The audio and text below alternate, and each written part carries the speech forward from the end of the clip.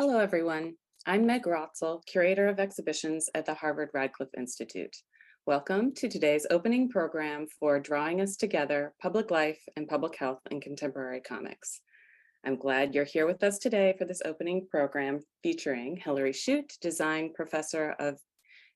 Professor of English, Art and Design at Northeastern University, and cartoonist Christian Gill, the inaugural chair of Boston University's Master of Fine Arts in Visual Narrative, and James Sturm, co-founder and director of the Center for Cartoon Studies and editor of CCS's Graphic Guide series. For more on our panelists, you may visit our webpage where we have posted links for each of the participants. Before I tell you about the images that you've seen in the opening slideshow, I'd like to give you an overview of what we'll do in the next hour. First, we'll hear from James, who will talk about the graphic guides that anchor the exhibition, and then he'll engage in a conversation with Hillary and Joel.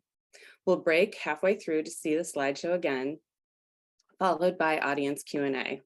Since I know we have a very engaged audience, we anticipate a lot of questions. We ask that you keep them short. This will increase the likelihood that we can address as many as possible in the time that we have. And before I briefly discuss how the exhibition came about, I want to take a moment to acknowledge the members of the Radcliffe Institute Leadership Society and our annual donors, whose generosity keeps Radcliffe programming free and open to the public. We thank you.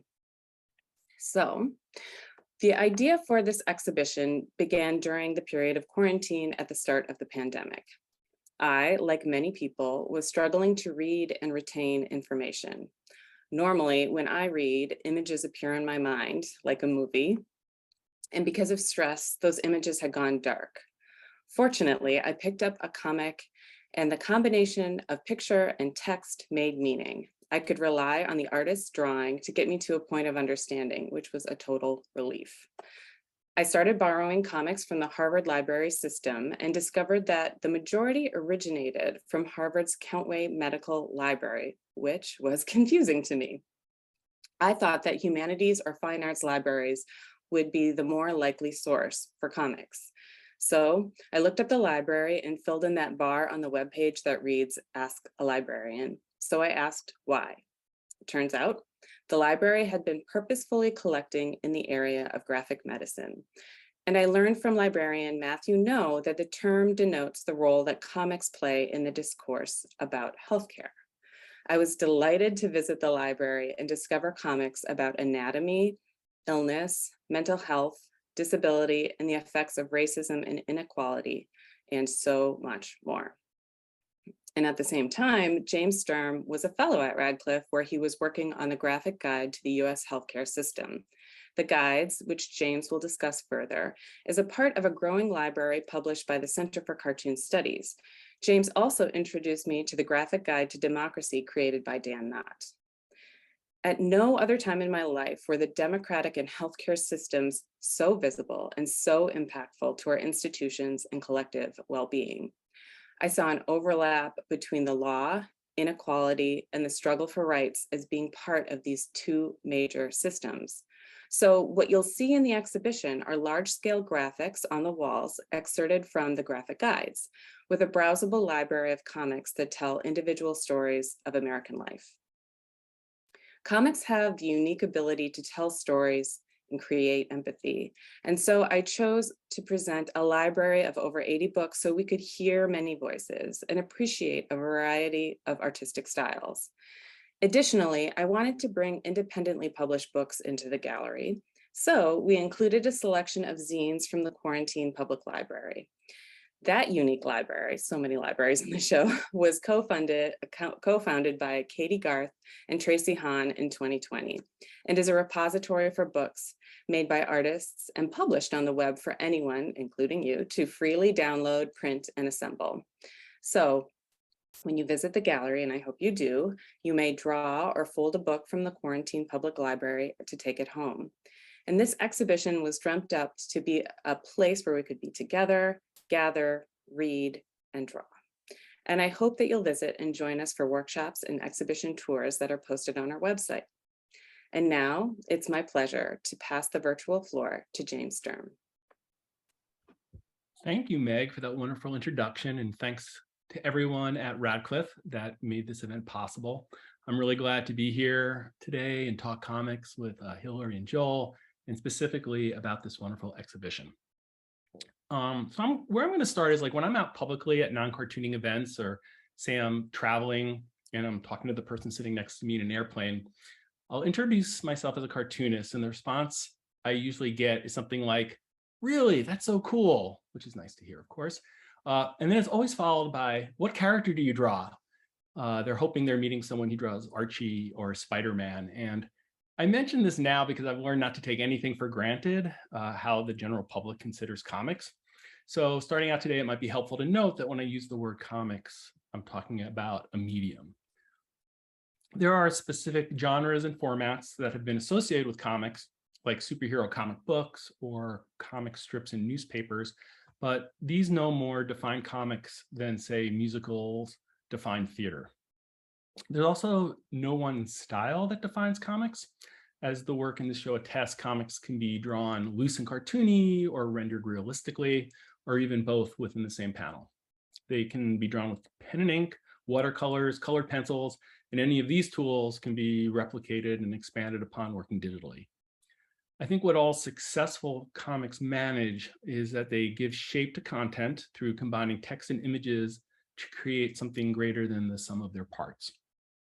And this exhibition presents a really impressive array of work, including comics journalism, fiction, biographies, memoirs, graphic guides, and essays.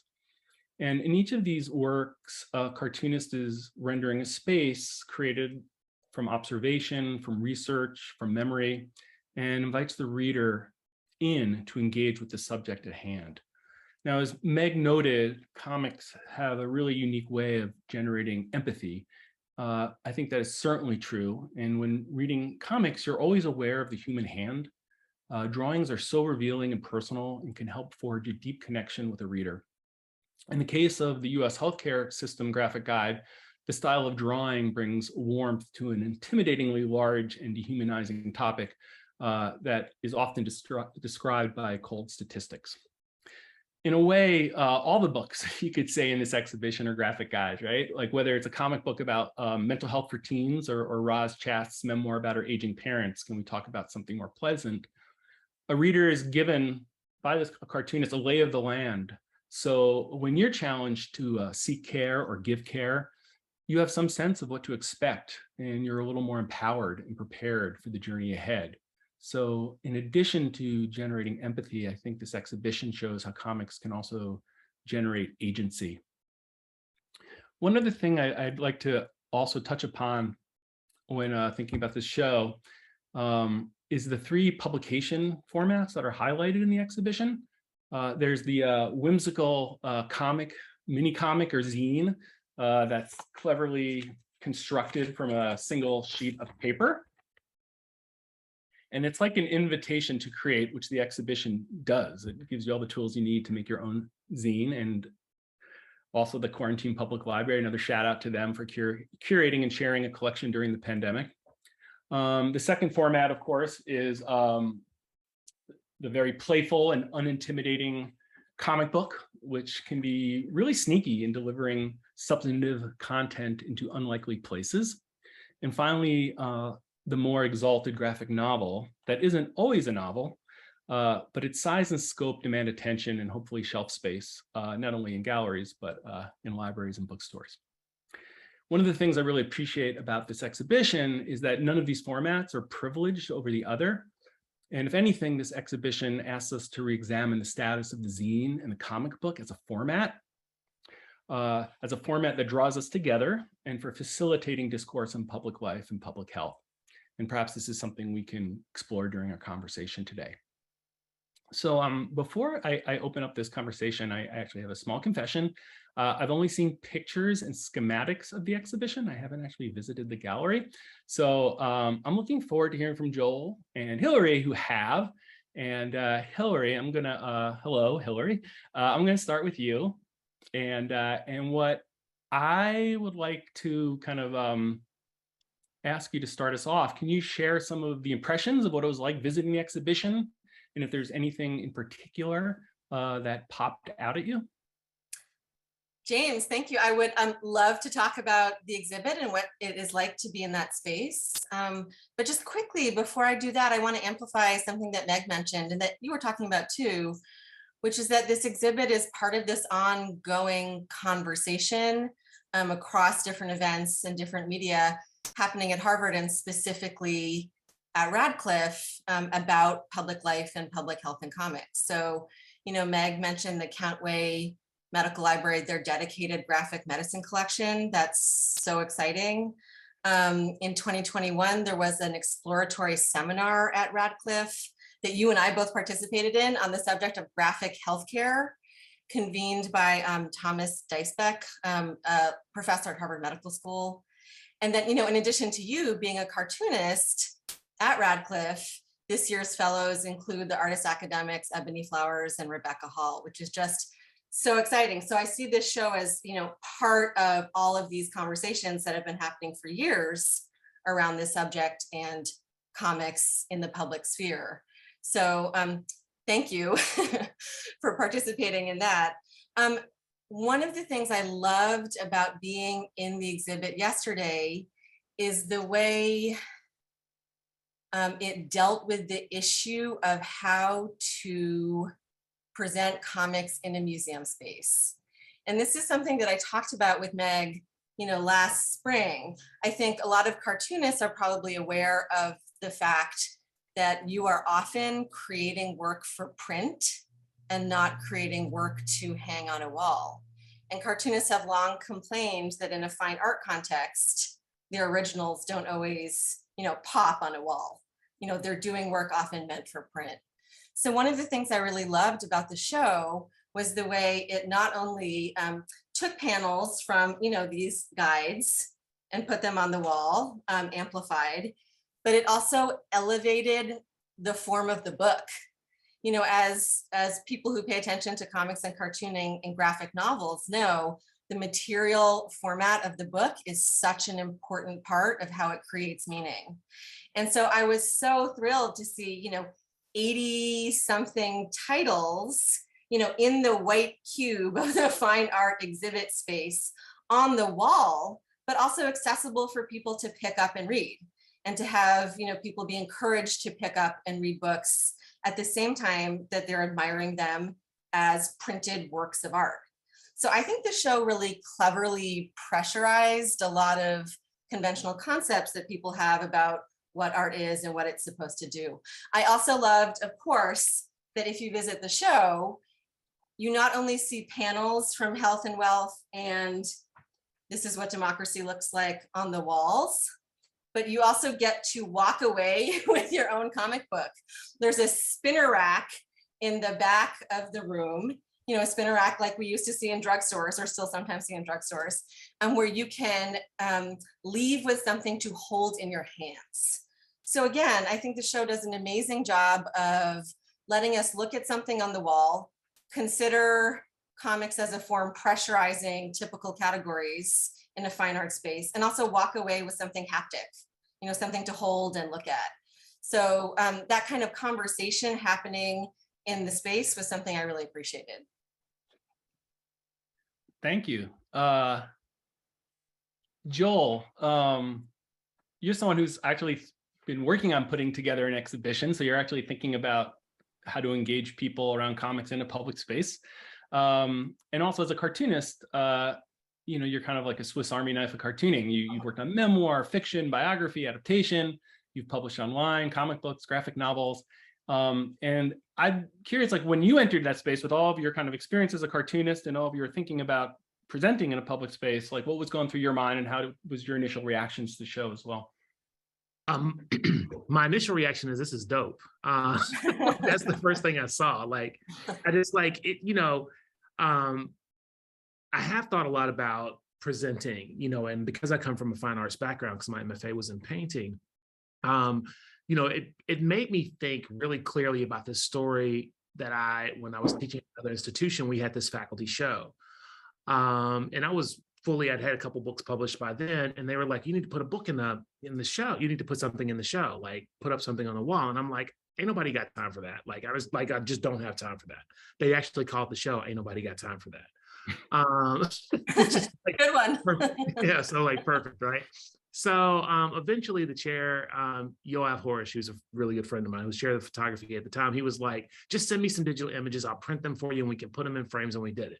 So I sent him a couple of images and then he print them and they looked really good, and I put them in frames and we took them to the show and they were in the show. But at the same time, the book that those things came from, which was the picture book that's over my left hand, over my shoulder here, the Bessie Stringfield picture book that I had just done had just come out. And so I got the book and like walked around the opening of the show showing people the book. Like, don't look at the stuff on the wall, look at this. And it made me realize that, you know, like what Hillary said about the idea of like putting stuff on the wall for cartoonists, it's completely out of context. Like, it's good for me to like geek out on like how many brush strokes that James Sturm used on the side of his page, right? That's something that I really geek out about. But the context of it is almost missed if you don't have everything together. And I think that was what I thought was really great about this exhibition, is because it has the workup, you know, it has the books that are out there, but it also has these giant comic pages, so you can actually see some excerpt from it. And I've been thinking a lot about that with my students, like how do we present our work as a thesis program? And I think that that's the thing that's missing. And I think that that's the beauty and also like the brilliance of this exhibition, which I think is amazing, to go into a space and basically come into a space that is like a reading space, a presentation space, and a making space all at one time, which I think is just incredible. And you guys did a fantastic job of doing that. We took my students yesterday there and they were like, this is great. They were like, let's make our space like this as well. So I really enjoyed it. I think I think everybody should see it. And I think it's a really innovative way to think about how comics work, because the thing about comics that I think a lot of people, specifically in situations where we're looking at like individual images in fine art and thinking about it, like people miss the fact that these are things that words and pictures go together. Words and pictures are part and parcel of the whole thing. So with seeing things out of context, you shouldn't, like, it's not, the story is what the art form is, it's not the individual page. And so showing that in that context is really important. Yeah, thank you for that. Yeah, I think a lot about that ecosystem that the work kind of travels in a lot as well. You know, as I mentioned earlier, like when I'm on that airplane and that first reaction is like, oh, you're a cartoonist, like people conjure images of like, you know, their favorite, even if they're thinking about animated shows, like there's something, they get warm and fuzzy when they hear the word cartoon. And I think as a young man, I was like, wait, I'm going to tell you the type of comics I do.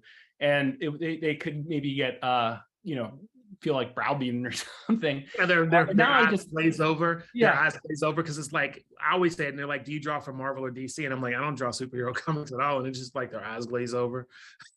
Yeah. Well, now I just try to like kind of lean into that, like, oh, you love comics? Great. Like suddenly there's a space to have like a conversation, and people are kind of willing to be engaged. And when we do these graphic guides, it's like, I think of them as projects that are part of a bigger ecosystem where they get into schools, they get handed out at conventions and conferences, at public libraries.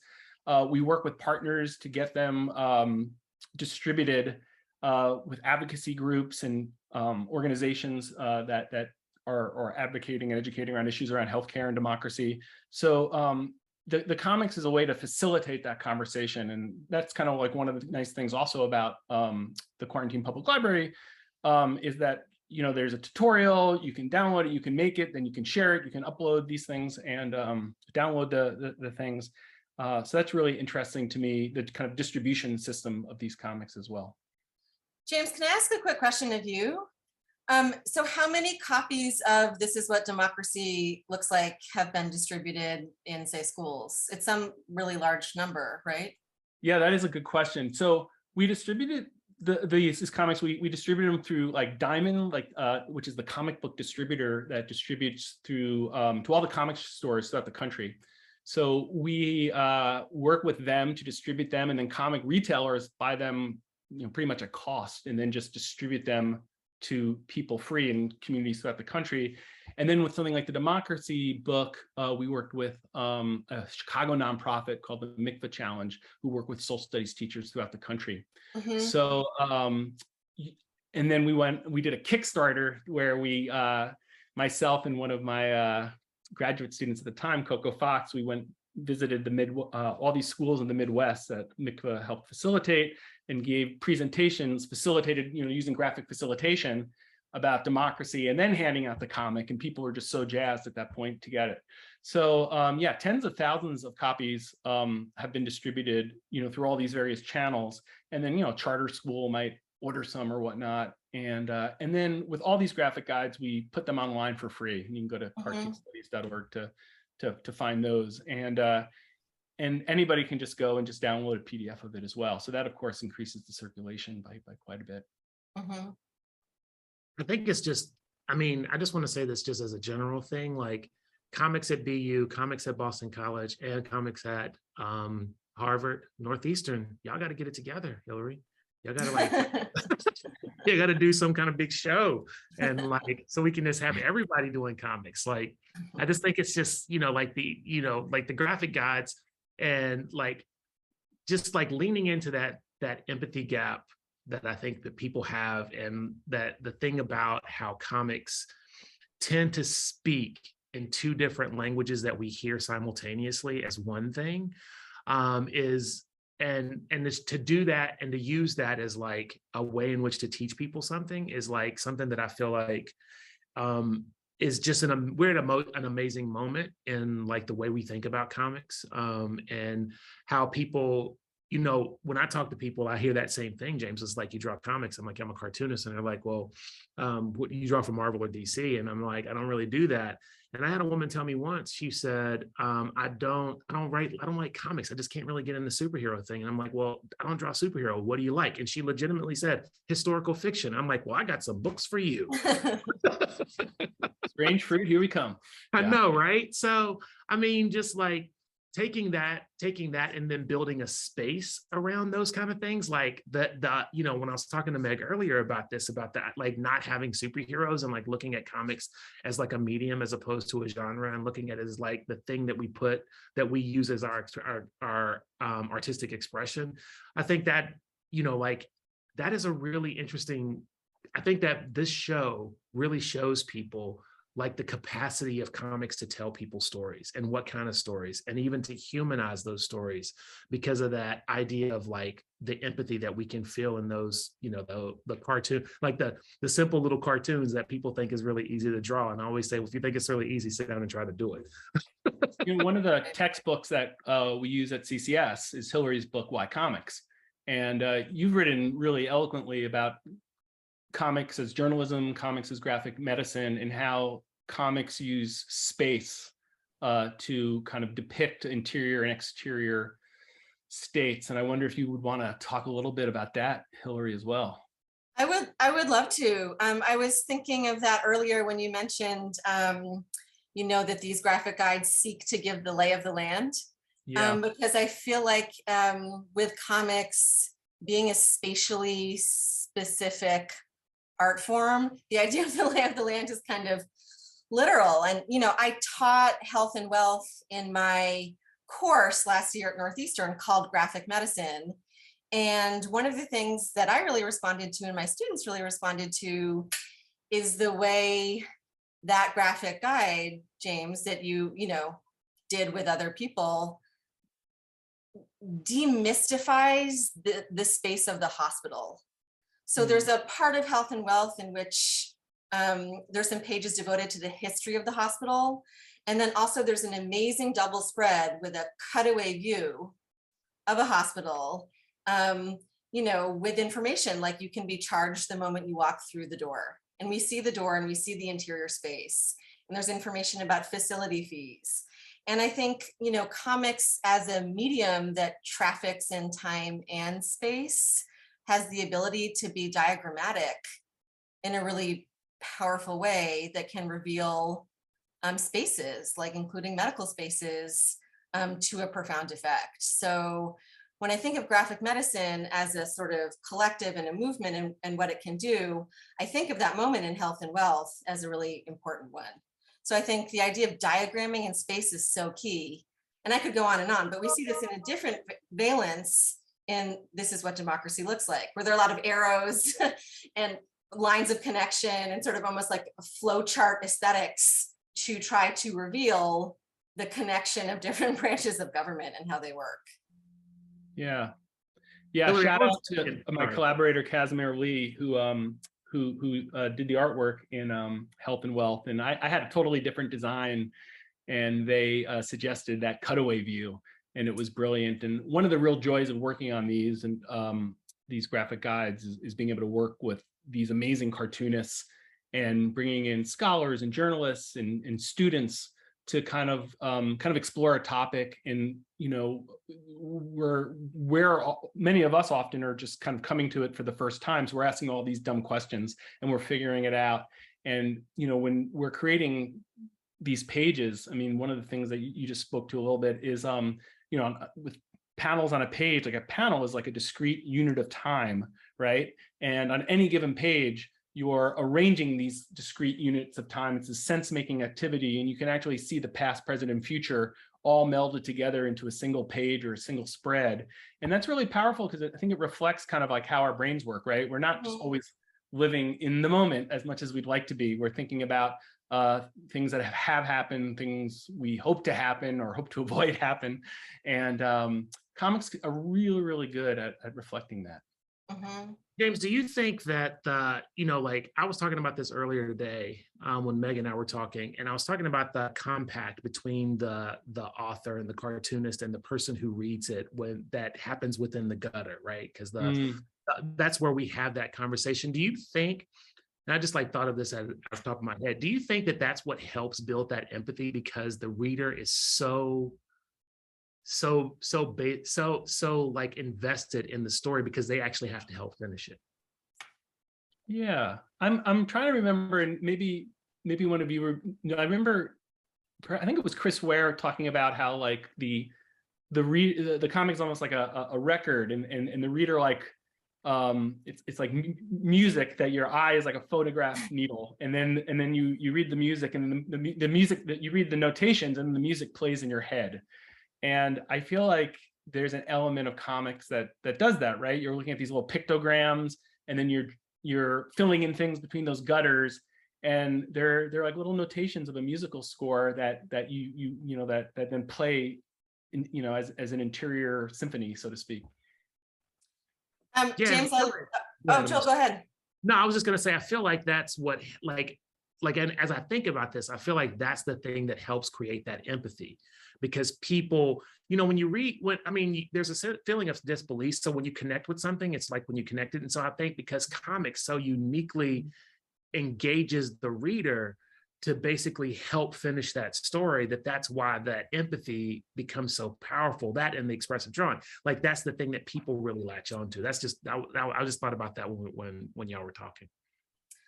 Joel, just to pick up on that, just the side note, what I was going to say before is that Chris Ware has called comics the art of the empathetic doodle, which I thought of, James, when you were just talking, which I think is a good description of comics. But I mean, thinking where that empathy comes from, yes, I think the kind of encounter that the reader has with a page of comics, say, that you two were just describing, is part of it. But Joel, something you just mentioned at the end of your last comment was the expressive drawing. And I think that's a huge part of it too. It's this connection with something that's handwritten. Whether the work was created with Bristol boarded ink or it was created, with a digital tablet, there's a hand making that mark. And so I think a lot of these works have a certain kind of intimacy that's very appealing for that reason, the hand-drawn aspect of it. So I think that's key to empathy here. I think that, I was going to say, I think that like that idea of like expressive drawing is a thing that most people don't connect to cartooning. They think it's more about shape design, but it's really about economy of line and organization of design to like basically take these two things. Like it's almost like when I do figure drawing with my students, I'm like, look at the way you've drawn that leg. Look at how simplified that is. That's like the perfect thing that you can use to draw your legs moving forward. And I think sometimes people who don't draw comics are completely out of the loop that that's what you have to do in order to get to a place where you can draw like Chris Ware, right? Like those aren't real people, right? But the way he draws them feel really real because he can draw real people and he can distill that line down. And I think that that thing brings people in, and it's just like, oh, that feels like, it's not so specific, like, you know, what Scott McCloud said, it's not so specific that it's somebody else. It's just generic enough. And I'm finishing that story, so I feel way more connected to it. Mm-hmm. Yeah, I think speaking of that, I mean, comics is just as much about graphic design as it is about drawing in some ways. But if it was only graphic design, then reading a comic would be like, you know, reading a series of traffic signs, you know, and that human hand, like, you know, makes it feel, softens it and helps you connect with it. I think also, like, for me as just a cartoonist still, and I don't know, Joel, you feel this way. I feel like when I'm making a work, there's a vulnerability, like here's something I drew. And there's a reason, like, all kids draw comics, right? When they're young. And as they get older, it's like, that's too risky to, like, it doesn't look like I wanted to. And it's like, that's too risky. And it's a real act of bravery to keep sharing the work. And I really appreciate that about the cartoonists, that, you know, just all cartoonists, that they're putting this work out there and they're making themselves vulnerable. And Hillary used the word intimacy, and I couldn't agree more with that as well. Like, the thing I like about the physical objects of the comics is you hold them in your hand, you know, these little one-page zines that you can kind of like hold and make, comic books that you can roll up in your pocket and take with you. And when I'm talking to people about the graphic guides and like, oh, here's a PDF, and, you know, maybe they respond, maybe they don't. If you send somebody a comic book, or you know, it's like a whole different conversation. It's a whole different conversation. And the comic book, it's like it's embodied, and you can't click and check your email when you're reading it, or go onto a Discord server, and you read it, and it sits, and then maybe a parent or a cousin or a friend reads it, and it gets passed along, and it moves through the world in such a different way. I wonder if I could ask you both a really quick question about style, since we're talking about drawing and expressivity. I was really struck in the 2 graphic guides that are excerpted on the wall. This is what democracy looks like, and Health and Wealth, how different the styles are. And so in This Is What Democracy Looks Like, it's a kind of loose, sort of minimalistic style. And then in Health and Wealth, the characters in that comic book are drawn to look like characters out of Richard Scarry books for children, which I immediately recognized. And I have to say, my college students did not, which made me sad. My son would recognize it. So I'm wondering if either or both of you could talk about those stylistic choices, because one seems sort of demystifying to me, and the other seems sort of defamiliarizing. Like, you think you know this story, and here it is told with a different kind of cast of characters. Joel, why don't I just talk to the specific to those graphic guides, and then I'll let you talk about the subject more generally. But yeah, I mean, so the This Is What Democracy Looked Like was the very first graphic guide we did, and Dan Knott, who's really just so brilliant at depicting systems and doing explainer comics, had just graduated from the Center for Cartoon Studies, and there was a point in 2016 where the political winds were changing, and people were wondering, you know, about democracy and what is it, and there were polls showing most people couldn't name all 3 branches of government. So I asked Dan to work on the democracy comic with me.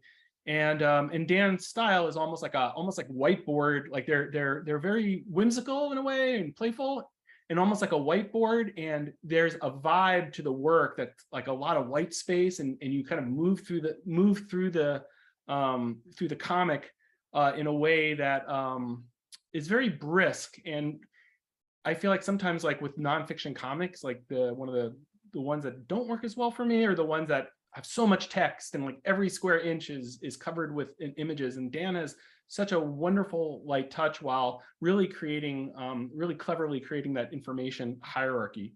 And for the healthcare comic, we wanted to create, you know, this is such a fraught topic, and we wanted to, I was thinking about the Schoolhouse Rock videos and children's books, and Richard Scarry, of course, is such a master at explaining things visually. And when we first started working the team, there was, we were joking, we want to create something that even a politician could understand. They're the ones that ultimately that could create policy. And we actually did a GoFundMe campaign because that's where most Americans get money to pay for healthcare, sadly now. So we did a GoFundMe campaign called, GoFundMe Can't Fix Healthcare. And right. And that helped pay to send an issue of Health and Wealth to every member of Congress. So we sent those out last year. And so, yeah, so that was intentional to create something that was inviting, a kind of like a playful space where like, hey, we can get a grip on this because, healthcare in the system is like a dumpster fire. Joel, how do you kind of, in terms of your style and how you address different topics in your work as well? I'd love to hear about that. I think, I talk about this a lot when I talk about how subject forming content and how, the subject, the thing that you're drawing can be changed by the way in which you draw it and give different meanings. And for me, for the exhibition, I took like Richard Scarry as being drawing something super complicated, but safe. Right. So like, I feel like in that exhibition, in the Health and Wealth, it was like how you can draw something that's that complicated and make it safe, because my wife works in healthcare. It's obtuse. I have no idea what's happening in that stuff most of the time. Like when we get all of our stuff, she reads it all because I have no idea. And then when looking at democracy, it was just like having that explainer, sort of like you described it, like an explainer sort of text. Like a whiteboard sort of drawing, like you're just drawing these things. I think that made sense for what it was, because it's it's kind of a straightforward thing that people have made super complicated, democracy in general. So I think looking at that is how I interpreted those two things. But style as a way in which to draw things, I think is a really I think French cartoonists do this a lot, like where they take a style that looks like an all ages style or whatever, like a cartoony style, and draw something really serious and very sad. And I think that's not a thing that I would like. It's kind of like making an adult cartoon, right? Like I think everybody my age, Hillary, we're about the same age. You were probably like traumatized by Watership Down too, right? Like.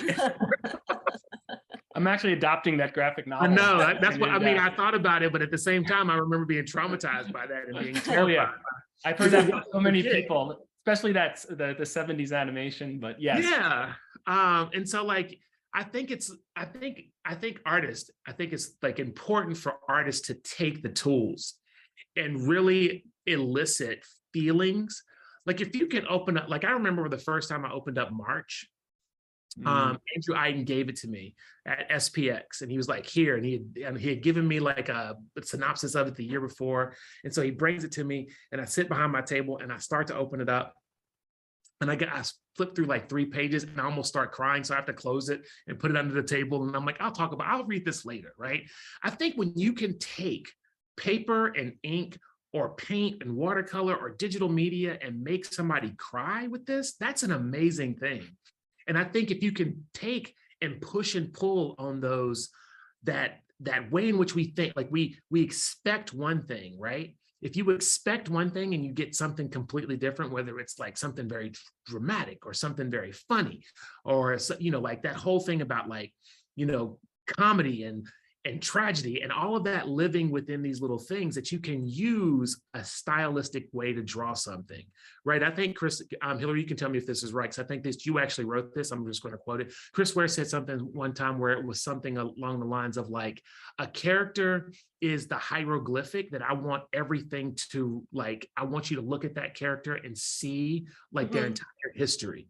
And I think that's a stylistic choice, right? Because you have to draw that character in a way that people will resonate, whether you're looking at like softening edges so that people feel soft, or sharp edges so that people feel hard and tough, or even taking a hard and tough character and making them with real hard angles and then making them the soft character, right? Like, I think those are the things that we push and pull when we're thinking about style. And I think that, I don't know if y'all did this on purpose, James, but the fact that the Richard Scarry is like super complicated but safe, and then the this is what democracy looks like. It's sort of like soft and like it's also safe, but like in a more of explainer way, was just a brilliant choice by you guys. It was like, I love those books a lot. Thank you. The idea of them is to engage people and invite them in, and I'm glad to hear that's working. So at this point, our conversation is going to wrap up, or at least until after we do some questions. So I think we have a chance now to view some of the images from Drawing Us Together, public life and public health and contemporary comics. And after this brief slideshow, we'll move to the audience questions, and we'll talk some more.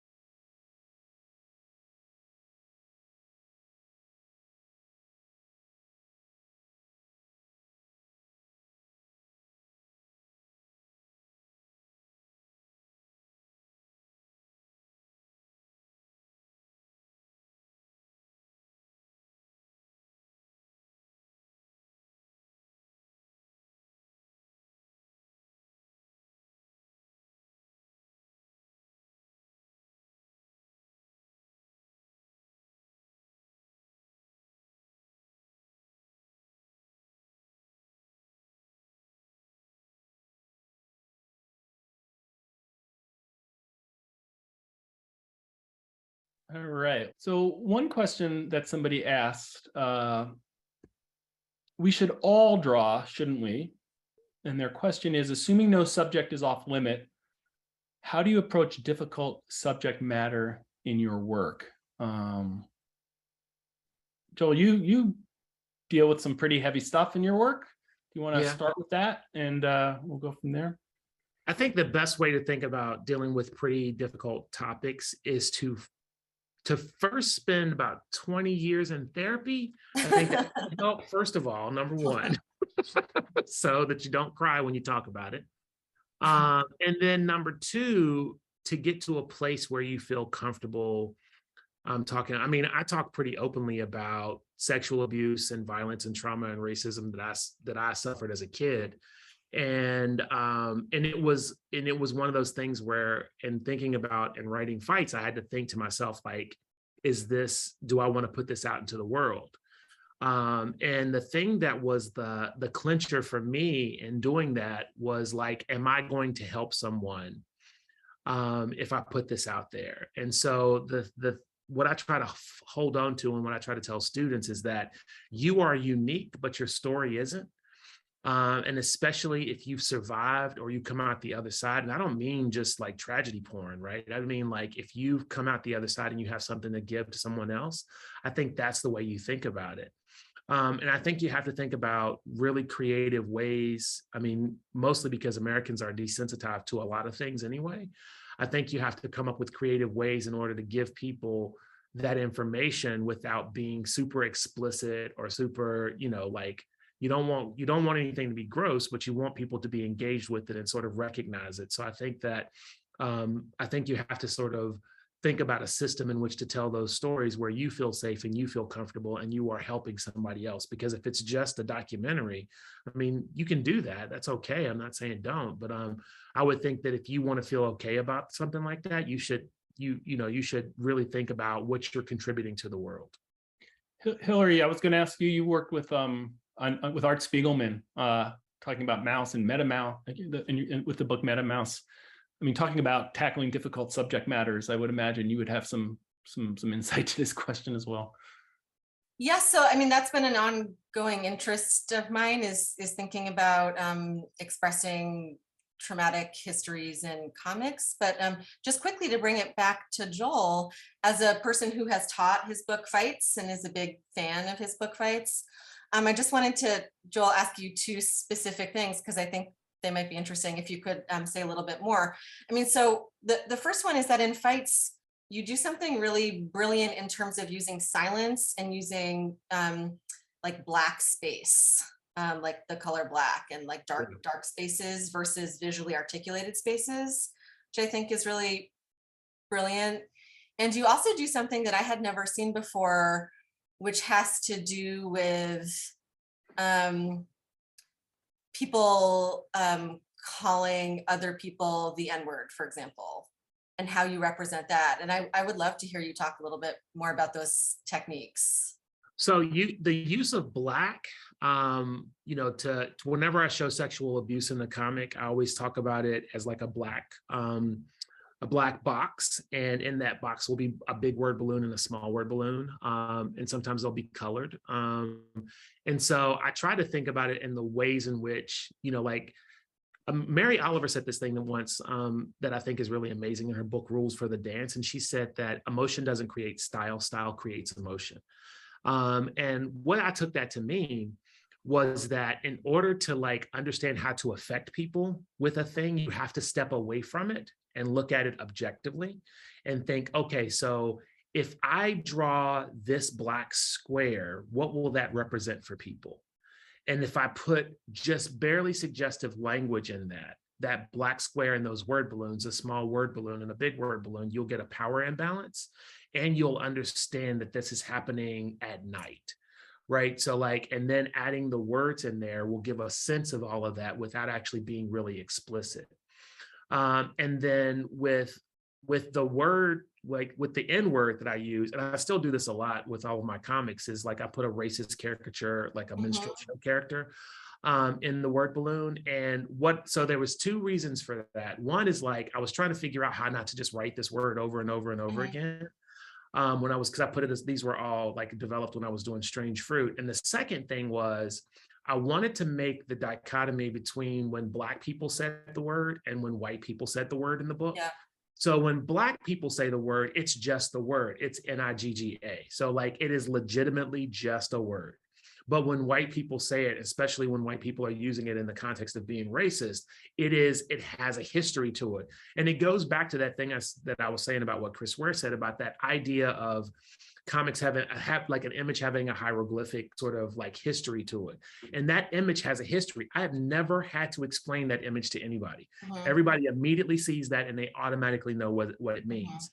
And I also wanted to make that word, that image, completely devoid from the Black characters in the book. So it doesn't look like anybody, right? It is a generic, it is Ralph Ellison's Invisible Man. It is the invisible man that people see, right?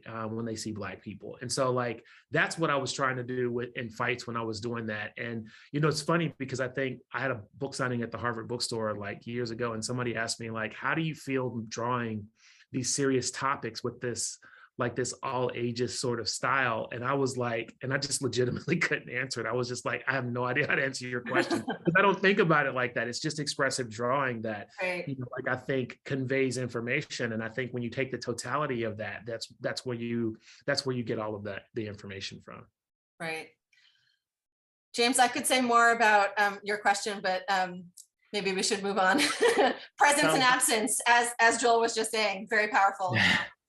All right, let's go to another question. We get a couple questions in. Can you speak more on graphic medicine and how it works both in educating medical professionals and how it works with people who are involved in the medical system as patients or caregivers?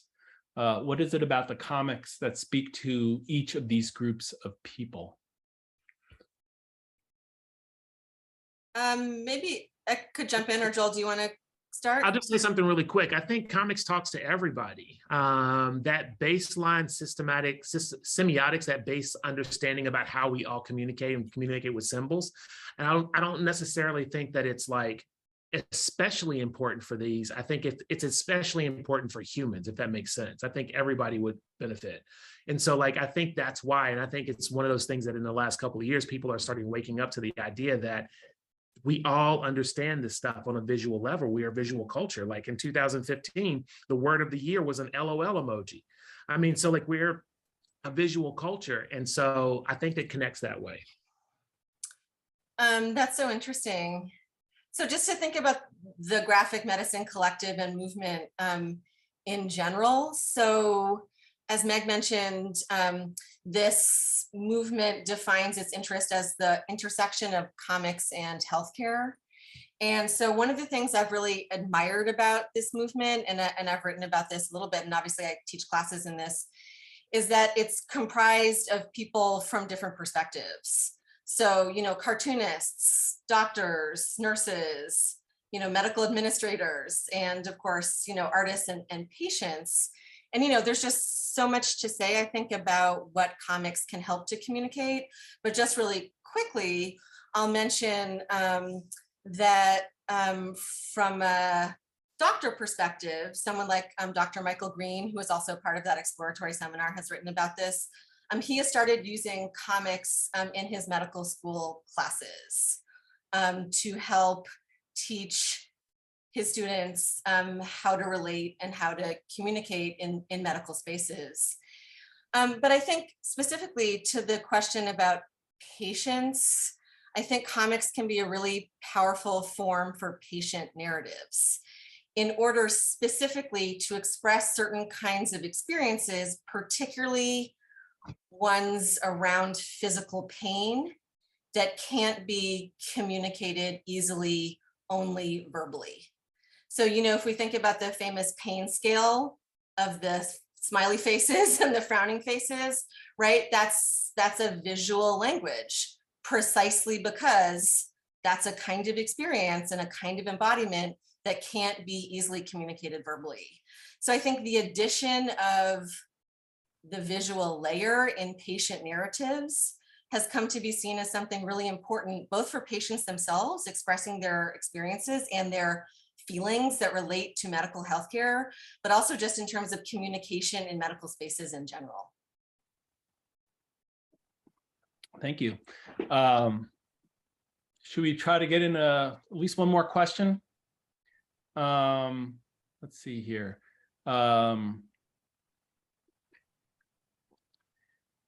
Healthcare and democracy are two good areas for graphic guides. What other topics would you like to see done?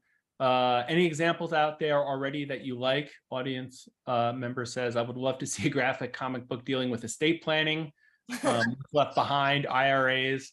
That would be good. A graphic guide to visual, financial literacy and all that.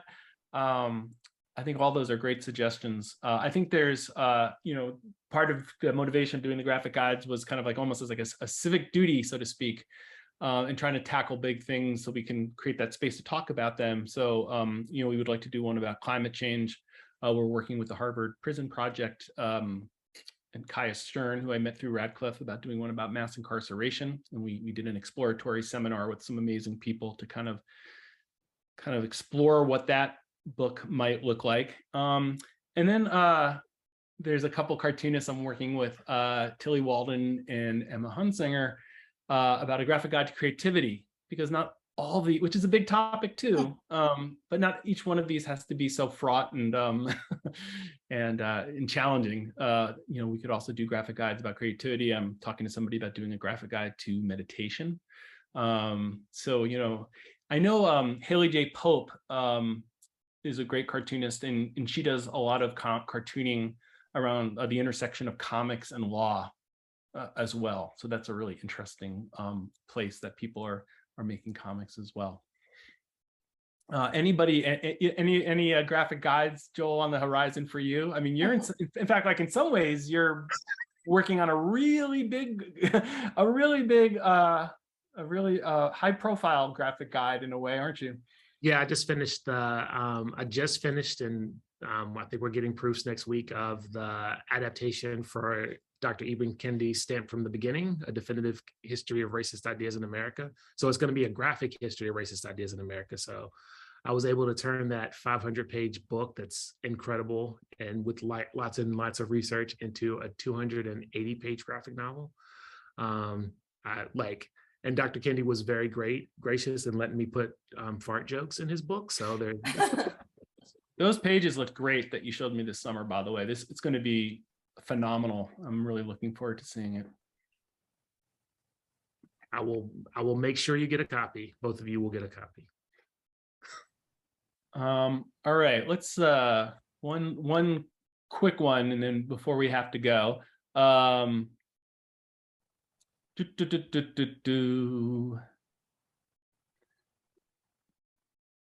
has satirical cartooning been used in public health messaging? John Layman's Chew was a satirical reminder of the SARS emergency. Does anybody can speak to that? I know of one. I don't know how else to say it, and Kathy might be even watching, but Kathy Leamy, who's a cartoonist in Boston, did a really great comic that was called "Diabetes is Out to Get Your Blank" about impotence, which was incredible. Important, like it was hilarious. Like the whole thing was great, and it was like it also got to the point. And I think that's like the best way to use, I mean, personally, I think that's the best way to use vulgarity, is to like shock people into like laughing about something so that they'll always remember it. And like forever, I will remember that comic. You know, we're getting close to wrapping up now. So rather than try to do another question that we're not going to be able to really respond to well and give it the attention it deserves, I think I just want to thank you both for coming in. If you have any last remarks, I'd love to hear them. But Hillary, thank you so much for being part of this exhibition and teaching me so much about comics and through these conversations. Thanks for teaching me so much about comics. And thanks, Meg, for putting together this show. It's really exciting. It's an amazing show. I spent all summer reading everything that Hillary wrote. So I think everybody should do that too. All of her academic papers, which are amazing. I can't tell you, like, she put me on a rabbit hole of like reading about postmodernism, and I just like lost 2 weeks of like life. You told me that, and I didn't know whether that was a good thing or a bad thing. It was a good thing. Joel's really spiritual, and I teach your work all the time. So this conversation has just been really a pleasure for me. It was great. Pick up a copy of Why Comics. You will not be disappointed. And Fights. And others. And others. Joel, Market Day. So much. Market Day. Market Day. Yada, yada. That too.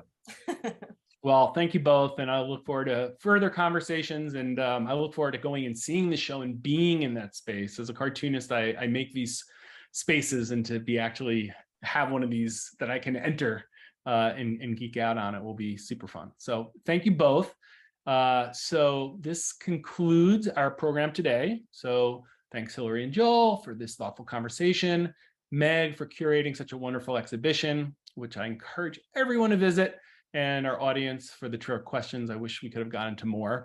Thank you, everyone, for joining us today, and take care.